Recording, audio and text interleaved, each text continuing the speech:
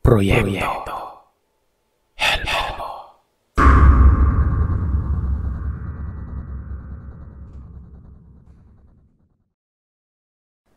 Mapagpalang araw sa inyo, Sir Seth. Tawagin niyo na lamang po ako sa palayaw na Dudong. Ito ang unang pagkakataon na magbabahagi ako ng kwento sa channel mo. Bagamat hindi ako ang nakaranas nito, ay maibabahagi ko pa rin ito ng buo ayon sa pagkakasunod-sunod ng kwento ni tatay. Sa kanya itong karanasan na ito, at isa rin ang lolo ko sa mga nagpatunay na totoo nga itong naganap sa tunay na buhay.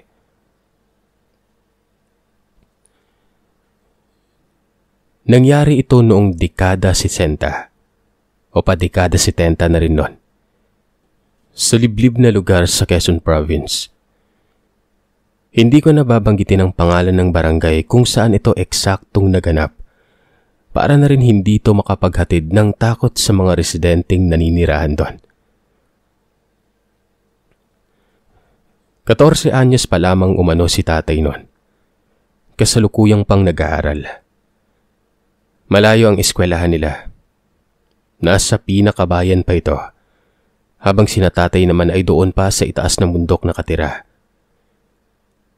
Araw-araw ay kinakailangan pang bagtasin ni tatay ang matarik at mabatong daan pababa sa bundok para lang makapasok. Noon ay maayos naman silang nakakadaan doon sa kaisa-isaang daan pababa sa bundok na ito. Pero simula nang may nagtayo ng kubo malapit sa lugar na yon, nagbago na ang lahat. Ang daan na dating hindi iniilagan ay naging daan na kung ituring nila ay isa sa pinakamapanganib at katakot-takot na daan. Dalawang mag-asawang dayo ang tumira sa bagong tayong kubo. Kasama umano nila ang 3 nilang anak na babae na kung tawagin ay 3 Maria. Dahil nga puro babae sila. Ayon sa aking ama, kung titingnang maigi ay parang pangkaraniwang tao lamang sila na namumuhay sa kabundukan. Pero sa kabila o manunoon ay meron pala silang tinatagong lihim. Pasado 4:00 ng hapon, galing na umano sa eskwelahan noon si tatay at paket na ito ng bundok.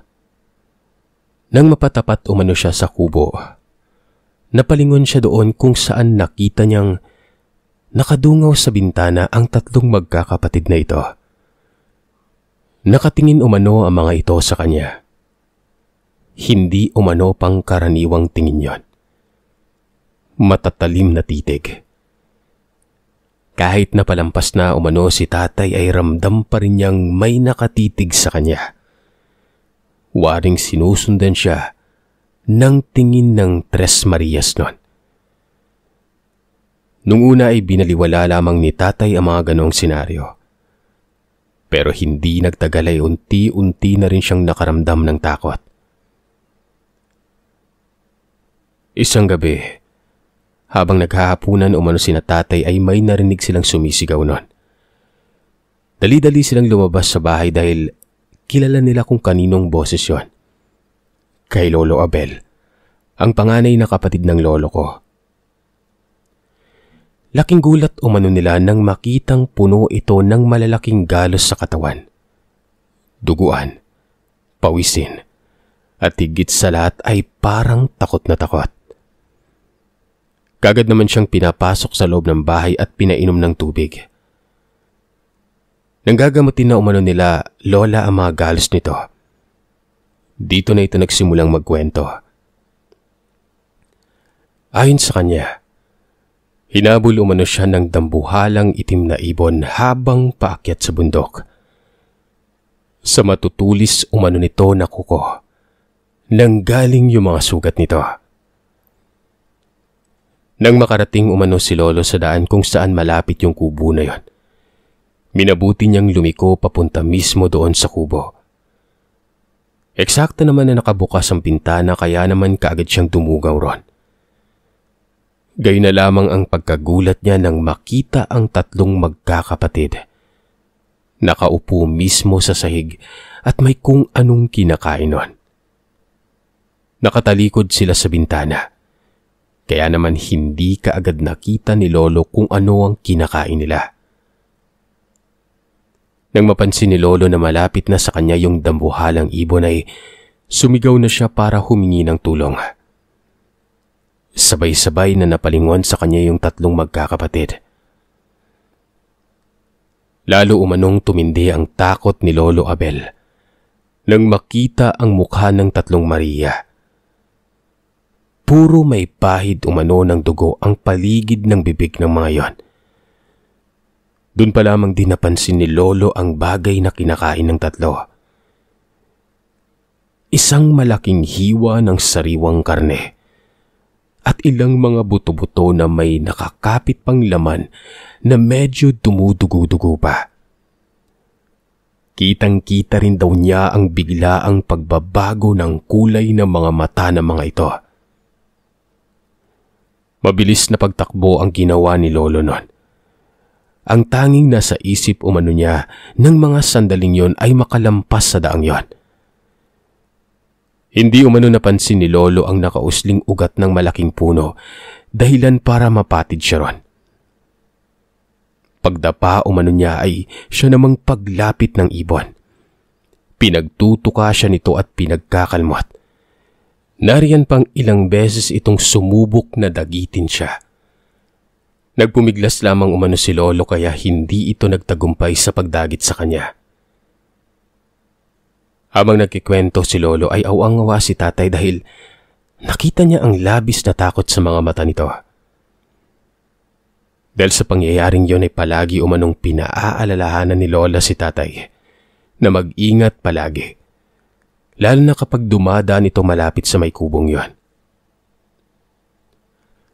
Ang nangyari kay Lolo Abel ay umabot sa pandinig ng mga kapitbahay at maging sa kalapit na barangay. Doon na nga nabuo ang hinala at bulong-bulungan tungkol sa mga dayong nakatira sa kubo. Simula noon ay wala nang dumaan doon sa tuwing papalubog ng araw. Lahat ng mga estudyanteng bababa ng bundok, inihahatid sundo na ng kanilang mga magulang. Isang umaga, pagpasok ni tatay sa kanilang classroom, kaagad siyang natigilan dahil may nakita siyang isang babae na pamilyar ang mukha. Nakaupo yun sa mesa na katabi ng kanyang mismong upuan. Napatingin umano sa kanya yung babae dahilan para magtama ang mga mata nila. Doon na ito tuluyang nakilala ni tatay. Ang babaeng yun ay walang iba, kundi yung panganay sa tatlong Maria na nakatira sa kubong yon. Pag-upo raw ni tatay sa kanyang lamesa ay hindi na raw siya mapakaligawan ng parang binabayo umano ang dibdib niya. Kinakabahan siya dahil ramdam niyang nakatitig sa kanya yung bago nilang kaklase. Pagpasok umano ng kanilang guro, ay kagad nitong ipinakilala ang kanilang magiging bagong kaklaseng yon. Ang transferi na itago na lamang natin sa pangalang Maring. Tahimik lamang umano ito sa klase. Palagi itong nakayuko at tila ba umiiwas sa maraming tao. Kapag kinakausap umano ito ng iba nilang kaklase ay yumuyuko lamang ito at lumalayo sa kanila. Buong maghapon umano itong ganon hanggang sa matapos na ang klase. Nagmamadali umanong umuwi si tatay noon dahil natatakot siya na baka abutan siya ng takip silim sa daan. Bago pa siya umalis sa eskwelahan, ay nakita pa niyang nasa loob pa ng classroom si Maring at naglilinis kasama ang iba pa nitong kagrupo. Lalo pa niyang binilisan ng paglalakad dahil ayaw niya nga itong makasabay. Natatakot siya dahil alam niyang may kakaiba kay Maring. Nang malapit na si tatay sa may kubo, nanlaki ang mga mata niya sa gulat. Nakita niyang nakadungaw sa bintana si Maring at nakatingin sa kanya. Imposible umanong mauna ito sa kanya dahil malinaw na nasa eskwelahan pa ito nang umuwi siya. Iisa lamang ang pwede nilang daanan kaya naman kung mauuna man itong maglakad sa kanya, paniguradong mapapansin niya ito. Natigil ang malalim na pag-iisip ni tatay nang makita niyang nasa harapan niya si Maring. Malapit na malapit umano ang distansya nila pero hindi man lamang niya ito napansin na lumapit. Isa pa, nakita na lamang niya itong nakadungaw sa bintana. Lalo umano siyang nagulat nang bigla siyang kausapin ni Maring. Inalok daw siya nito na magmeryenda at niyayang pumunta muna sa kubo. Pilit umanong itinago ni tatay yung takot na nararamdaman niya noon. Ninitian niya ito at sinabing sa susunod na lamang siya makikimeryenda dahil masakit ang tiyan niya at kailangan niyang magmadali para magbanyo. Siyempre, pagdadahilan lamang niya ni tatay para makaiwas kay Maring. Bago umano maglakad paalis si tatay, ay hindi niya maiwasang itanong kay Maring kung saan ito dumaan pa uwi at kung paano ito nakauwi ng mabilis kayong naiwan itong naglilinis sa loob ng classroom. Sumagot umano si Maring at sinabing, "Sa itaas ako dumaan. Lumipad ako para mabilis." Ngumisi ito, saka dire-diretsyong naglakad pabalik sa kubo. Lakad takbo si tatay para lang mabilis na makarating sa bahay. Nang malapit na umano siya sa kanila, ay may narinig siyang ingay mula sa itaas. Pagtingala niya, ay nakita niyang isang itim na ibon na paikot-ikot na lumilipad sa tapat niya. Tumakbo na umano si tatay noon papasok sa kanilang bahay at mabilis na isinalya ang pinto pasara. Maging sina lolo at lola umano ay kinilabutan ng ikwento niya ang tungkol kay Maring. Nagpa siya si lolo na bigyan si tatay ng balaraw na gawa sa tanso. Maari daw niya itong gamitin bilang pangdepensa sa mga umaaligid na aswang. Kinabukasan, nagising si tatay dahil sa ingay ng kanilang mga kapitbahay. Bumangon si tatay para makiosyoso na rin. Nakita niyang nasa labas sina lolo at lola. Kaya naman sila na lamang ang tinanong niya kung ano ang nangyayari noon. Sinabi umano ng mga yon sa kanya na ultimong ang mga alagang hayop na mga kapitbahay nila ay pinapatay ng mga pinaghihinalaang aswang. Nang umagang umano yon ay nakita na lamang ng kapitbahay nila ang kanilang biserong kalabaw. Wala na itong buhay. Gula-gulan itang laman nito at meron pang parte na nawawala. Tulad na lamang ng tiyan at hita nito. Marami ang naniniwala na hindi pang karaniwang tao ang gumawa nito. Dahil kung sakaling magnanakaw ang may gawa nun ay sana wala na itong itinira. Hindi umano alam ni tatay kung bakit nang marinig niya ang balitang yon. Ang unang pumasok sa isip niya ay yung mga nakatira sa kubo. Masama magbintang sirsat pero iba raw kasi talaga yung kutob ni tatay. Sa kabila nun, pumasok pa rin sa eskwelahan si tatay kahit pa ayaw na sana siyang papasukin nila lolo. Dahil nga nagkakagulo doon sa lugar nila gawa ng mga sabi-sabi tungkol sa mga nambibiktimang aswang. Tanghaling tapat. Nagbabaon ng tanghalian si tatay dahil nga malayo ang bahay nila. Nagulat siya nang bigla na lamang tumabi sa kanya si Maring at nagsabing sabay na silang kumain. Hindi na umano tumanggi si tatay at tahimik na lamang siyang tumango. Naagaw ang pansin ni tatay doon sa baon na ulam ni Maring. Malaking hiwa yun ng karne na parang tusino yung dating sa kanya. Nang makita ni Maring na nakatingin si tatay sa ulam niya, inalok niya ito. Doon na umano tinanong ni tatay kung anong klaseng putahe ba yung ulam nito. At kaagad naman sumagot ang bata at sinabi nito na karne umano yun ng kalabaw na ginawang tapa.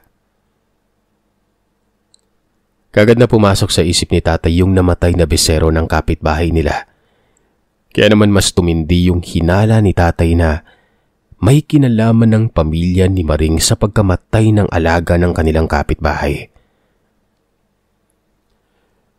Nang hapon din yun, habang naglalakad pa uwi si tatay, bigla na lamang siyang nakarinig ng mga pagaspas ng pakpak. Tumingin siya sa itaas at doon ay nakakita siya ng itim na ibon na lumilipad sa hindi kalayuan. Maya-maya ay bigla na lamang nawala yung ibon na yon. Lumingali nga si tatay pero hindi talaga niya makita kung saan nagpunta.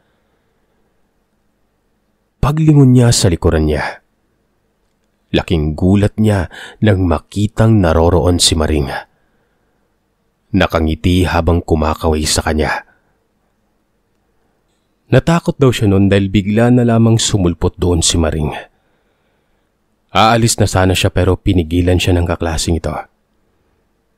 Hindi niya alam kung bakit tila nais ni Maring na makipagkaibigan sa kanya.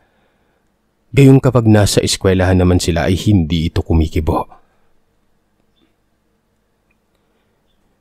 Sinabayan naman na siya nito sa paglalakad hanggang sa makarating sila sa tapat ng kubo. Bago raw ito pumasok sa bahay, ay tinanong muna niya si tatay kung pwede raw ba silang maging magkaibigan. Hindi na tumanggi si tatay dahil natakot daw siya na baka saktan siya nito kung sakaling tumanggi siya sa gusto nito. Isa pa, mukha naman daw itong seryoso sa pagkikipagkaibigan sa kanya. Makalipas ang ilang linggo, ay mas naging malapit sa kanya si Maring. Unti-unti na rin umanong naging panatag ang loob ni tatay. Nawala na ang takot niya kay Maring. Itinuring na lamang niya itong normal na kaibigan. Halos makalimutan na rin umano ni tatay noon na minsan niyang pinaghinalaang aswang si Maring. Sa katunayan ay mabait naman daw talaga ito sa kanya. Madalas pa nga siya nitong pahiramin ng notebook at turuan sa mga takdang aralin o assignment nila. Isang araw, hapon, Sabado. Malapit na umano ang exam ni na tatay noon kaya naman naglakas loob umano siyang magpunta sa bahay ni na Maring para humiram ng notebook. Nakita umano niyang nakasara ang pintuan ng kubo, maging ang mga bintana nito. Naisip umano ni tatay na tawagin na lamang ang pangalan ni Maring para lumabas ito kung sakaling nasa loob nga siya ng kubo noon. Pero bago pa man siya nakasigaw ay narinig niya ang boses ng nanay ni Maring. Pasinghal umano itong nagsasalita at tila ba galit na galit noon. Lalo umanong na-curious si tatay nang marinig niya ang pangalan niya na binabanggit mismo ng nanay ni Maring. Nagtago siya sa gilid at palihim na pinakinggan ang sinasabi ng nanay ng kanyang kaibigan. Maring, huwag ka na makikipagkaibigan sa lalaking yan dahil baka malaman niya pa yung sekreto ng pamilya natin. Napakunot noo raw si tatay nang marinig niya ang sinabi ng nanay ni Maring. Mas nagulat umano si tatay sa isinagot ni Maring noon, kung saan malinaw nitong sinabi na kahit kanino raw ay hindi niya ipagsasabi ang lihim nila. Wala umano siyang pagsasabihan na may lahi silang aswang. Nang marinig yun ni tatay ay muli umanong nabuhay yung takot na naramdaman niya noon. Halos hindi raw siya makagalaw sa kinatatayuan matapos marinig mismo sa bibig ni Maring ang sekreto ng pamilyang nakatira sa loob ng kubong yon. Tama nga ang hinala nila. Aswang ang mag-asawa at ang tatlo nitong anak. Kahit pa nanginginig daw ang tuhod ni tatay noon, ay sinikap niyang maglakad papalayo sa kubong yon. Tagaktak kumano ang pawis niya noon hanggang sa makauwi siya sa bahay nila. Hindi niya alam kung paano sisimulang ikwento kina lolo at lola ang tungkol sa narinig niyang yon. Inilihim niya muna yon. Wala siyang pinagsabihan. Nais muna niyang kumpirmahin kung talagang ang aswang si Maring at ang pamilya nito. Sumunod na araw, sinadya ni tatay na magdala ng maliit na salamin sa eskwelahan. Yun na lamang daw kasi ang naisip niyang paraan para masigurong hindi pangkaraniwang tao ang kaibigan niya. Recess time umano, nang ilabas niya ang salamin. Hindi umano siya nagpahalata na may hawak siya nun. Patay mali siya umano niyang iniharap kay Maring ang dala niyang salamin noong hindi ito nakatingin sa kanya. Ganun na lamang umano ang gulat ni tatay ng pagtingin niya sa salamin ay hindi niya makita ang refleksyon ni Maring. Kahit anong anggulo umano niya tingnan ng salamin na yon, ay wala talaga siyang nakikitang refleksyon nito. Doon na umano na siguro ni tatay na kakaiba ang kaibigan niya na ito.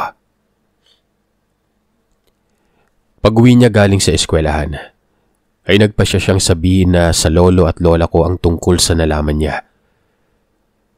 Hindi na raw nagulat ang mga yon dahil matagal na raw nilang alam. Noong isang araw daw kasi na nangangahoy si lolo sa kakahuyan, ay nakita niya roon yung tatay ni Maring. Kitang-kita umano ng dalawang mga mata ni lolo kung paano ito unti-unting nagpalit ng anyo. Mula sa pagiging tao hanggang sa pagiging ibong mandaragit. Hindi raw nila ito sinabi kay tatay dahil ayaw nilang matakot ito. Natatakot daw kasi sina lolo na baka biglang huminto sa pag-aaral si tatay. Gawa ng natatakot na itong dumaan sa may kubong yon. Hindi nga sila nagkamali. Matapos malaman yun ni tatay ay halos ayaw na raw umano niyang pumasok sa paaralan dahil sa takot na baka siya ang mapagdidiskitahan ng mga aswang. Inabutan umano ni lolo si tatay ng maliit na botelya na may lamang langis na ayon kay lolo ay matinding pangontra umano sa aswang. Kapag nasa kanya umano yon, ay hindi siya malalapitan ng nilalang. Simula umano nang mapasa kamay na niya ang pangontrang yon ay napansin niya na lumayo na ang loob sa kanya ni Maring. Hindi na ito lumalapit sa kanya at hindi na rin siya nito kinakausap. Kung minsan ay nahuhuli ni tatay si Maring na nakatingin sa kanya mula sa malayo. May halong lungkot umano ang mga mata nito. Siguro, dahil gusto talaga nito maging kaibigan si tatay pero hindi sila pwedeng magkaibigan. Dahil pinangangalagaan ni Maring ang sekretong itinatago nila ng kanyang pamilya. Nang matapos ang school year, nag-transfer na umano sa ibang eskwelahan si Maring. Umalis na rin umano sila sa tinitirahan nilang kubo nun. Siguro, dahil natunugan na nilang may iilan nang nakakaalam sa kanilang lihim. Hanggang dito na lamang po ang may babahagi ko. Sana ay mapili po ito sa mga inanarit mo. Maraming salamat.